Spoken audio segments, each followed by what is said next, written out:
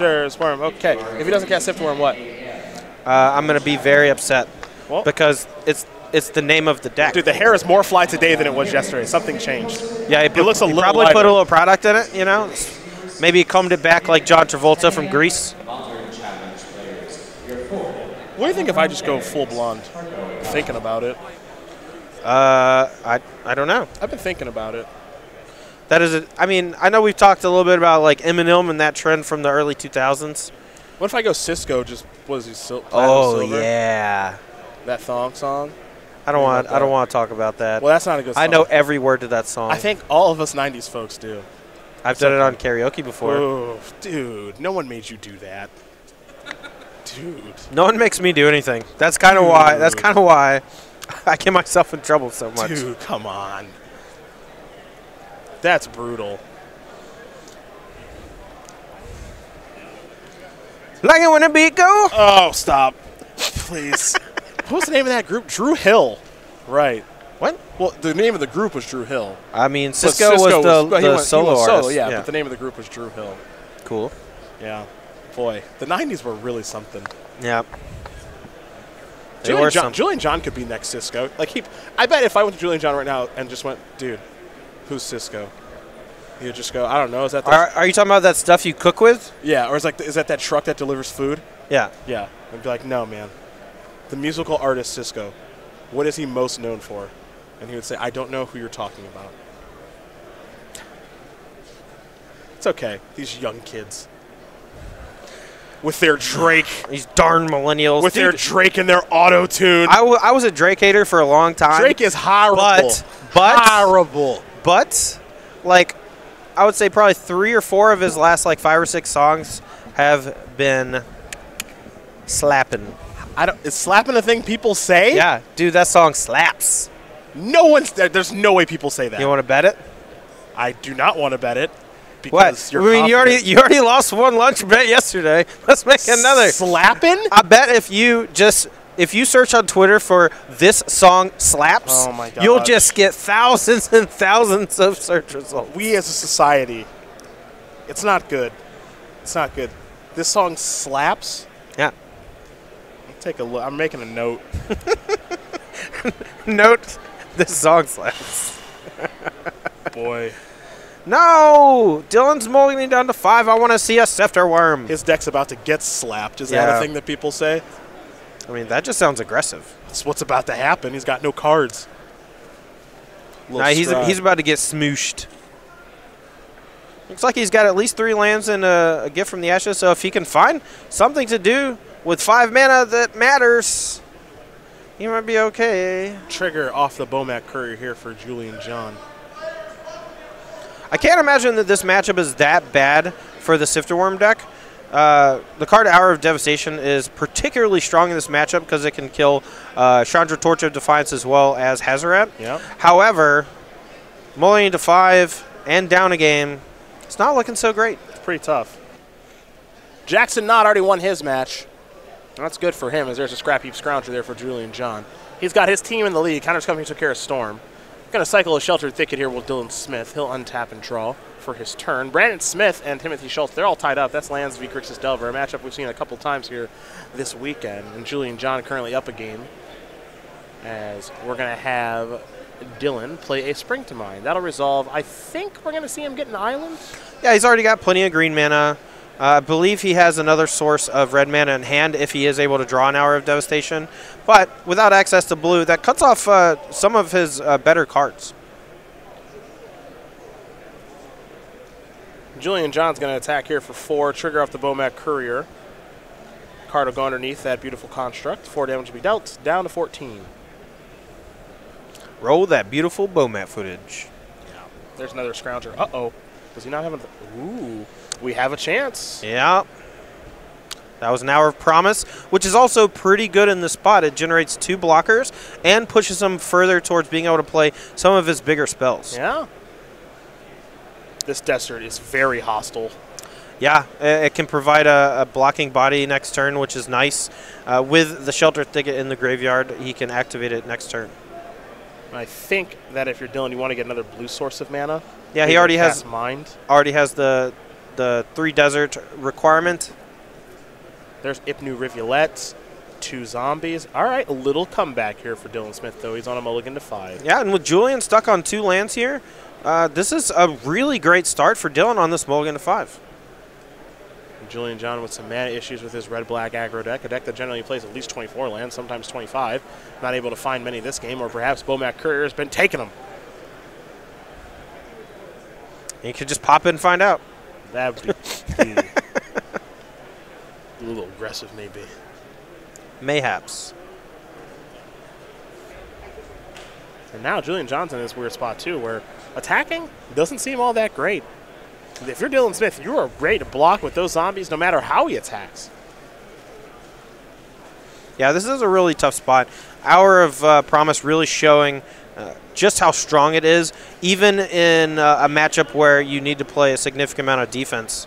Putting up 2 2/2s is great against this double Scrounger draw from Julian, as well as pushing them further and further towards 7 mana. Scroungers are coming in. Scroungers will be blocked. Zombies will trade. Hour of Promise doing a great job this game, ramping, defending, and even stopping Bomac Courier from attacking. The follow-up here from Julian John is a Goblin Chain Whirler trigger. Deal 1 to everything. So Dylan Smith will fall down to 13. Let's go back over to Dylan Smith now. He'll draw a card. We know he's got Mind in the graveyard at the very least that he can cast to draw 2 cards as he plays a Forest. Grow from the Ashes 2. Looks like he'll kick it. Potentially. Have to imagine kicking it is desirable here. I don't know what his last card in hand is, but as long as he can cast it for 5 mana, he can play it this turn. There's Grow from the Ashes. Kicker 2, total 5. Search your deck for 2 basic land cards. Put them on the battlefield. Untapped. Yeah, to note, it is untapped. So an island and a mountain, one on the battlefield untapped here for Dylan Smith. So I haven't seen a Sifter Worm be resolved here from this Teamer Sifter Worm deck. Still just waiting on that.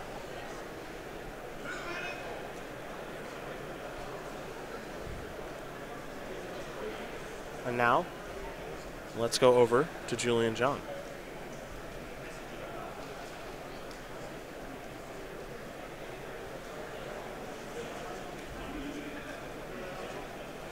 So 4 toughness from the Hostile Desert here is actually pretty relevant because a card like a Braid won't kill the Hostile Desert before blocks.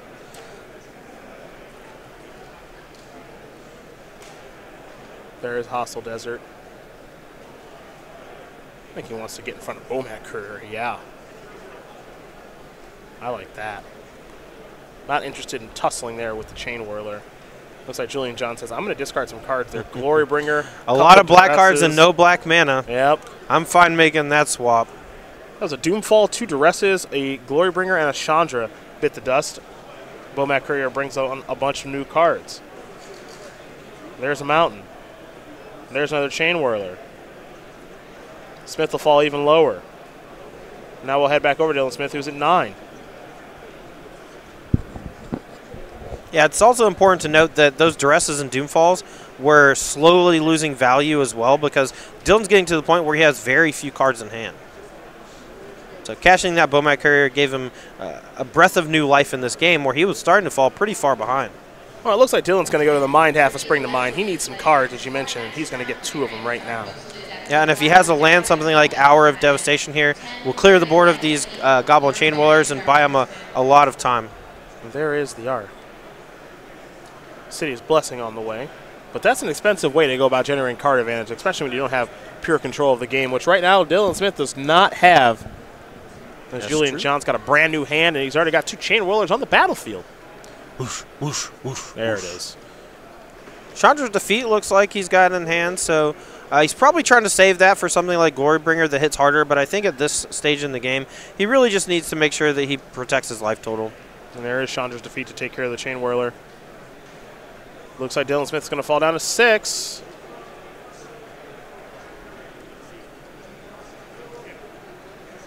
Pia, Nalar, Thopter incoming. Yeah, there's always been like 1 or 2 Pias in most red lists over the last 2 years it's been in Standard.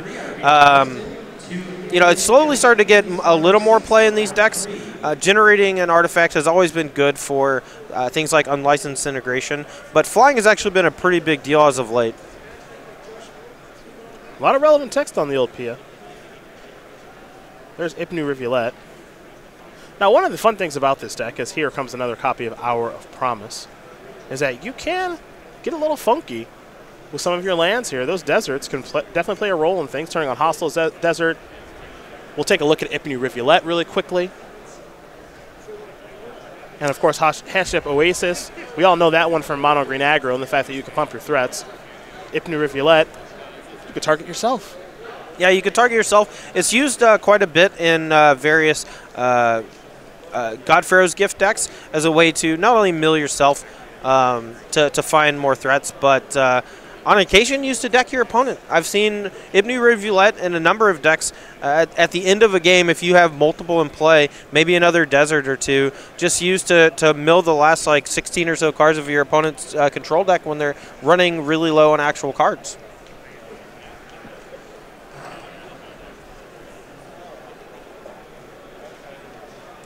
It's beatdowns with Goblin Chain Whirler and a Thopter token. PNLR are going to hang out.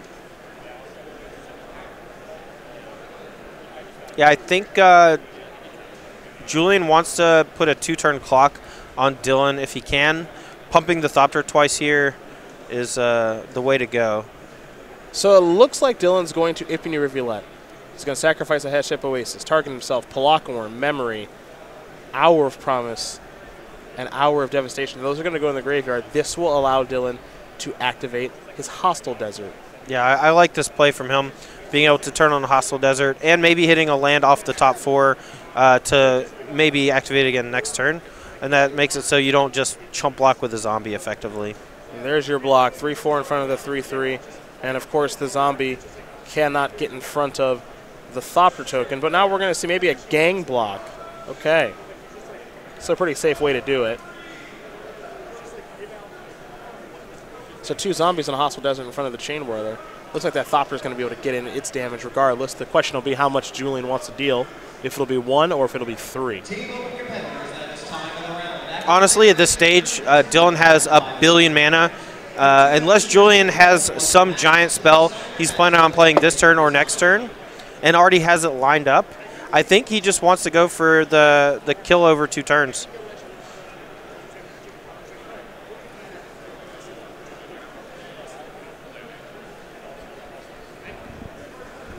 Oh. Looks like he's probably going to play something else this turn. Let's see what it is. Chandra. Okay, tick up is pretty good here. And a Braid, the hostile desert, which will kill it for good. Yeah, and even though it has 4 toughness, the way he ordered blockers, he did zombie first, hostile desert second. So it dealt the damage in that order, and the 1 left over dealt 1 to the desert, plus the 3 from a Braid, and you've got a dead hostile desert. Well, we're going to go back over to Dylan Smith now, who again is in some trouble. Would be a great time for Hour of Devastation. That's true. He has enough mana to flashback Spring to Mine, which I believe he found. No, he found a Commit to Memory. Oh, that could be a nice one, too. Even though it does give Julian a fresh hand, he needs something on this battlefield, or he's looking to maybe just die next turn. Well, I think we might see the Memory half of Commit to Memory now. Normally, you only see that on Torrential Gearhulk at the end of your opponent's turn. That way, you're the person who gets to untap first with those 7 cards. But with access to 13 mana, he's able to flash it back and still have 7. So if he finds a Sifter Worm and has enough green mana, he can still cast it. Well, this is always a little bit scary, and it looks like he doesn't have much green mana at all, Tom. Oh, he may have made a slight error here, tapping his green sources here instead of things like Arch-o-Raska or additional blue sources with the Rivulets. Yeah, I think I would have liked tapping Arch-o-Raska here instead of one of those green lands just because you're not activating the Arch. Yeah, and the potential life gain from Sifter Worm here or even Palakaworm good point could have been a big deal, and it could be too much. Now it might just be Hour of Devastation or bust.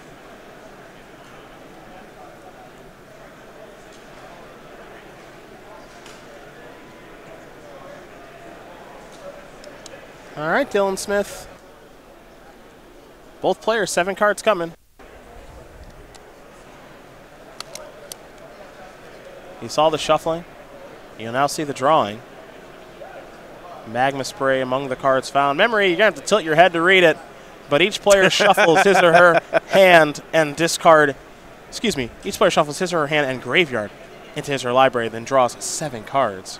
Wow, this was a pretty good 7 from Dylan, but that's going to happen a lot of times when you ramp a bunch of lands out of your deck.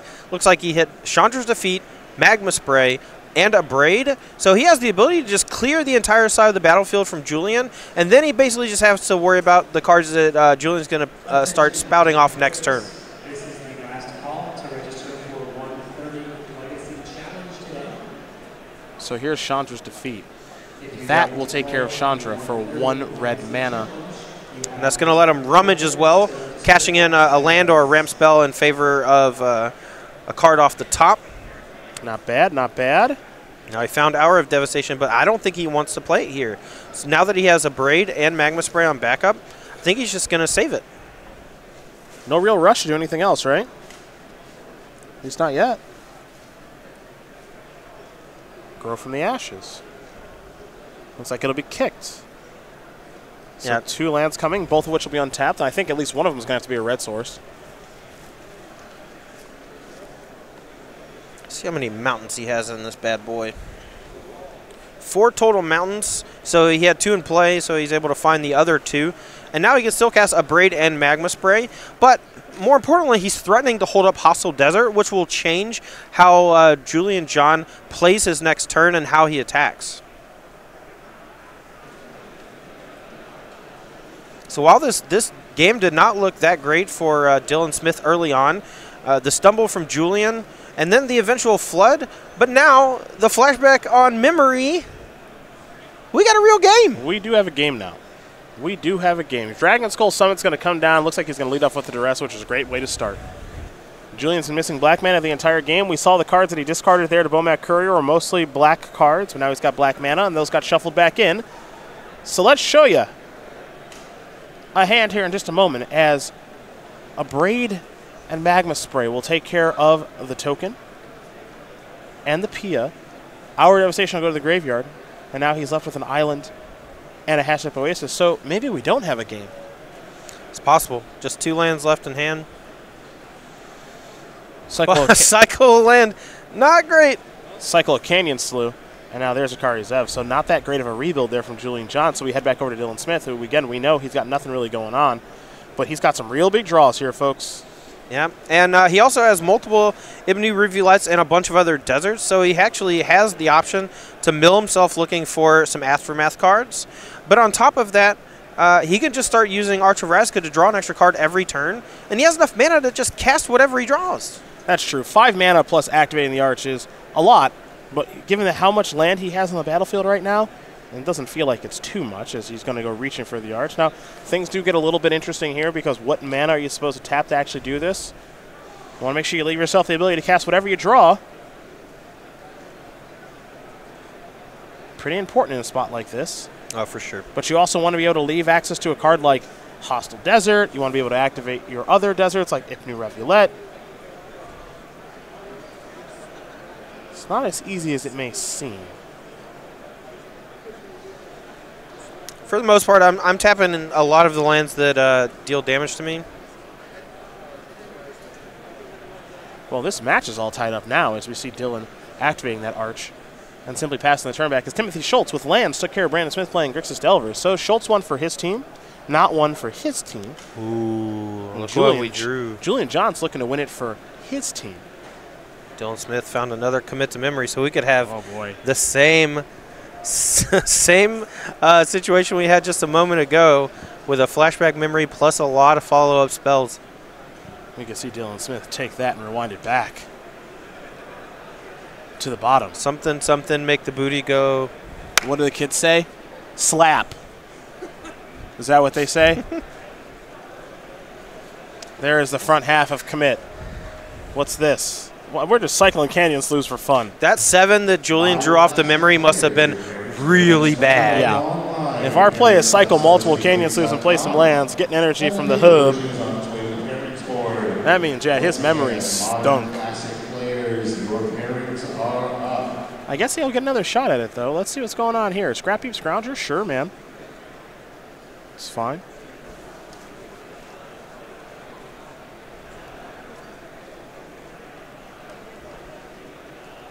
Little energy there for Jacob Ball and his counter that he won our Atlanta Invitational a couple of years ago. And now we are heading back to Dylan Smith, and we might be seeing both these players shuffle and draw 7 more cards. Yeah, I think so. With him just having a couple lands in hand, if I'm not mistaken, I feel like he's going to play a land if he draws some sort of spell, whether it's a removal spell or what have you. Oh, he drew another one!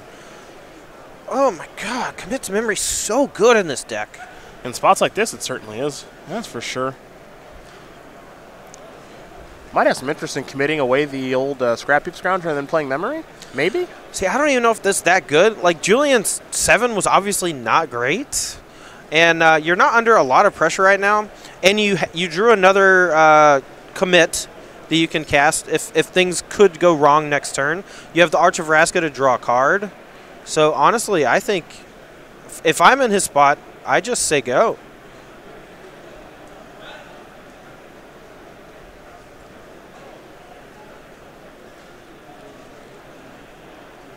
I do think I would cast the first commit from hand, though, just because you're gonna lose it anyway, and the 4 mana translates into the Scrap Heap Scrounger just not being on the battlefield anymore.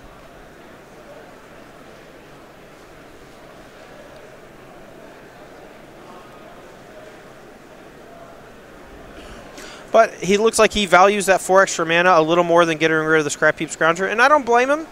You know, if he hits like a big worm here, a Sifter Worm, or something to protect him from a follow-up on the next turn from Julian John, whatever the follow-up's going to be, it's got to be better than Scrap Heap Scrounger. Yeah.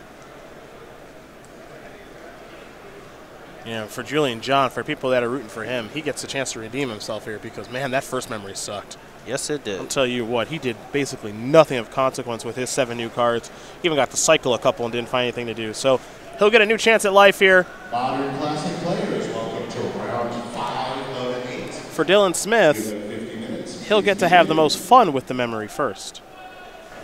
If you do not have an opponent, please wait 10 minutes or for them to show up. He knows that he's got to win both games here. Yeah, and he doesn't have a lot of time to do it. If he's able to take this game off the back of this draw 7, very likely going to be a draw, or Julian can win game 3 very fast.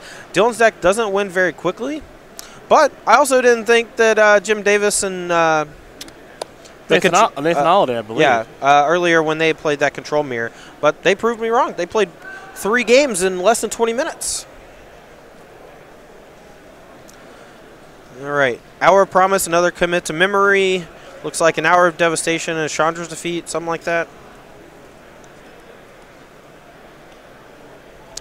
Yeah, I don't know where Sifter Worm's at. Hiding. Maybe he boards them out, but I feel like it's just great in this matchup. We've gone through the entire deck now.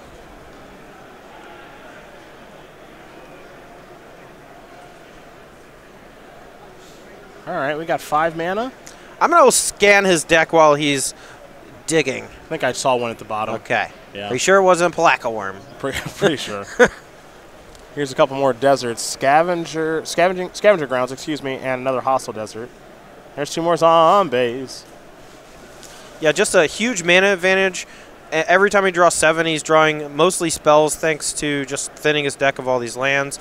And Julian, since he stumbled early on mana, just doesn't have as much mana to work with even after he gets to untap.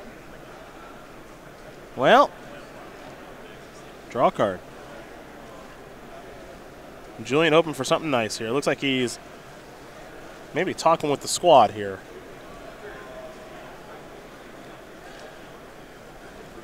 Well, you see Shulz and Dollaway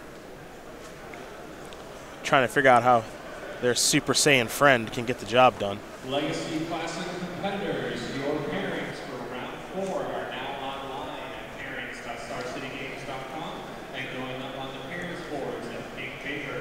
Once again, Legacy Classic competitors, your pairings for round 4 are available online at 8 cards in hand for Julian after that memory. Trying to figure out what his best line of play is against these 2 zombies. And a large stacked hand from Dylan. Well, he's thinking Glorybringer. That's very rarely the wrong choice. Yeah. Unfortunately for him, pretty sure there's a Chandra's defeat on the other side. Yeah, Chandra's defeat and a copy of Commit to Memory again. So Glorybringer not looking to be the best right now. There is Chandra's defeat. Yeah, and these zombies are really gumming up the ground from Hour of Promise. That Scrap Heap Scrounger is not going to be too big of a deal, even if it's able to come back with that last 2 mana from Julian. There's the attack for 2. I think if you're Dylan Smith, you are pretty incentivized to block here. Yep.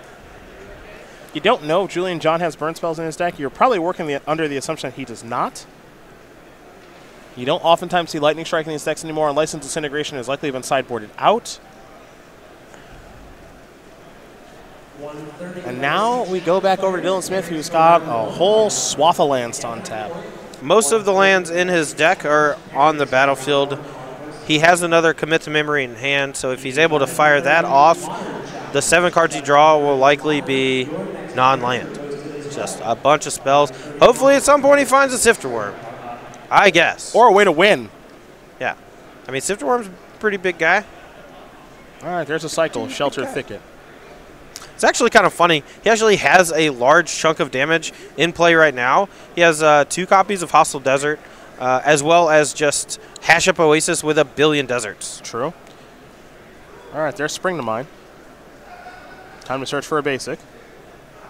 All right, basic Forest. I think this is the game Dylan mulled to 5, right? Yep. Okay, cool. Forgot about that. Well, he went turn 3, Spring to Mine, turn 4, Hour of Promise, brickwalled the entire squad. Yeah, because Julian he missed some land drops and just didn't really do anything all that great. Yeah. All right. Looks like we're going to try to win this game. Love it. Hostile D. Bang for 5. It's winning time.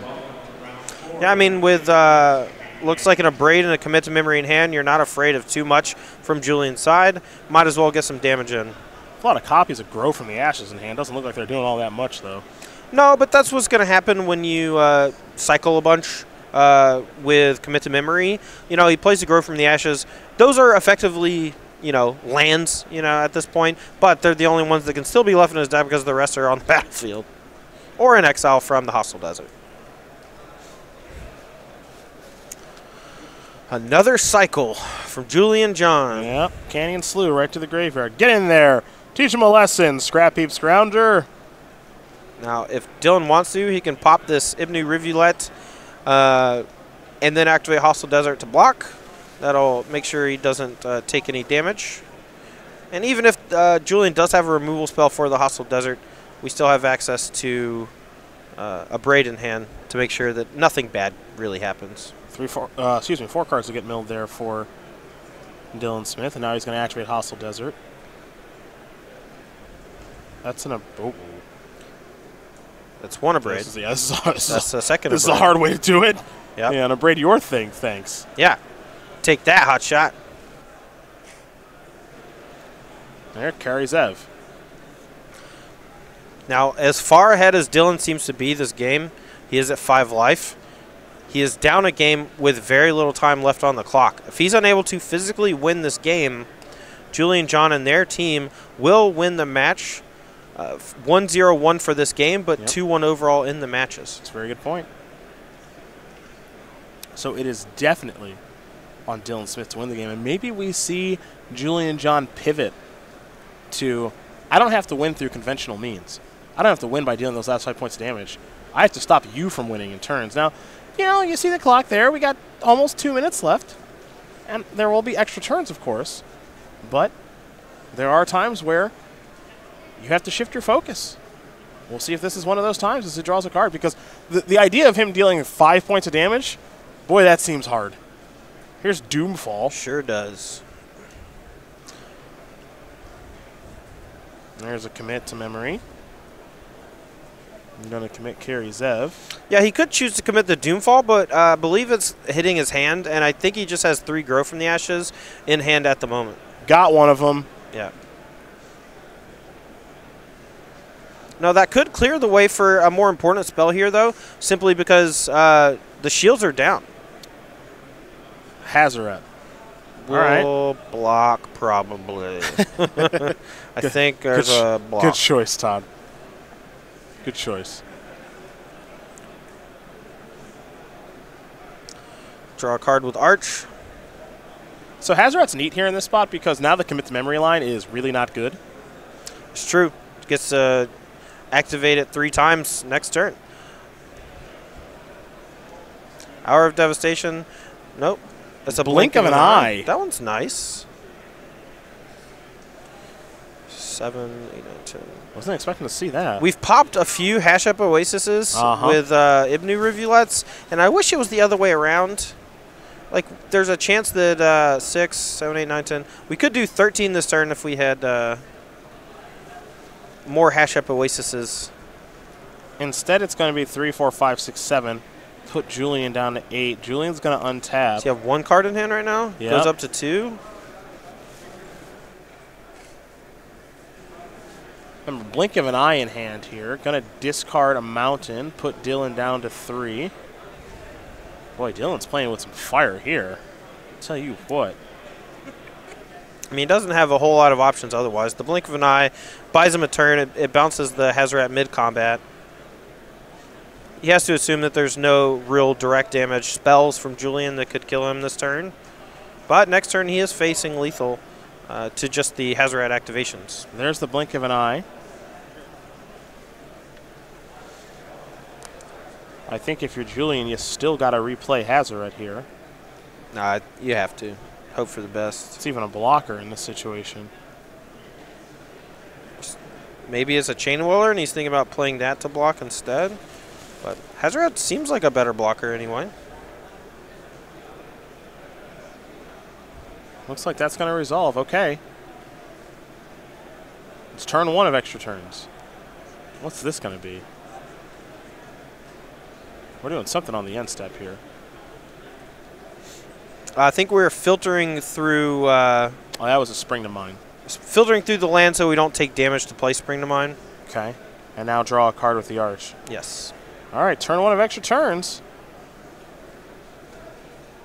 Dylan Smith trying to get his team to a draw here. Julian John trying to get his team to a win. Dylan will draw. It looks like Dylan's playing a commander deck. It really does. Just the, you know, and come on, where's my Sifter Worm at? You know, I've been waiting 2 rounds in a row. I'm believing for that Sifter Worm. I'm starting to believe that Sifter Worm's not in the deck after sideboard. I thought I saw one when he was shuffling. There's a Palaka. There's a Palaka. Okay, he does have 3 green. Does he have 3? Well, that's a fair question right now. That's a fair question.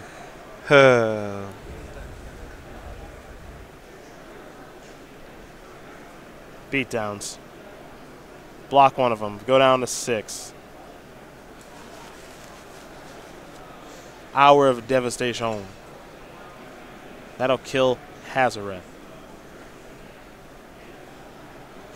Yeah, followed up Blockworm, going to put us at 10. But we still have to do those last 6 points of damage some way. Blockworm's a good way to do it. Yep. This is the kind of deck that wins eventually.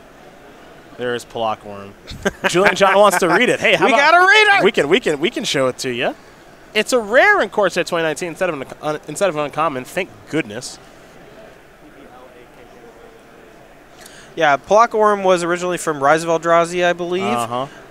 One of the slower, grindier formats. Blockworm was one of the best uncommons you could draft, but a little too stout, I think, for M19 Limited at uncommon, so they decided to bump it up to a rare, which makes it a little harder to find, but still very good nonetheless. Magma Spray will take care of the Scrounger for good, and Julian is going to untap real slow.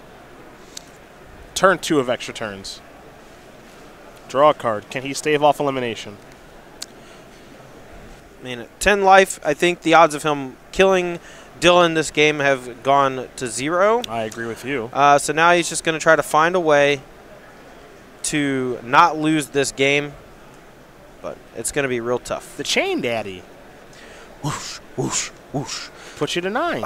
with Hashep Oasis and Hostile Desert on the battlefield and Palaka Worm having trample, I think the game is over this turn. Don't quote me on that. I'm notoriously mediocre at math.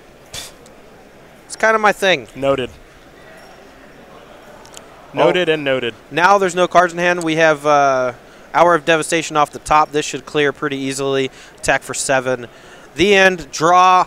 Book it. That's right. Era's Hour of Devastation to clear out Julian John's blockers. Palaka Worm much bigger than that.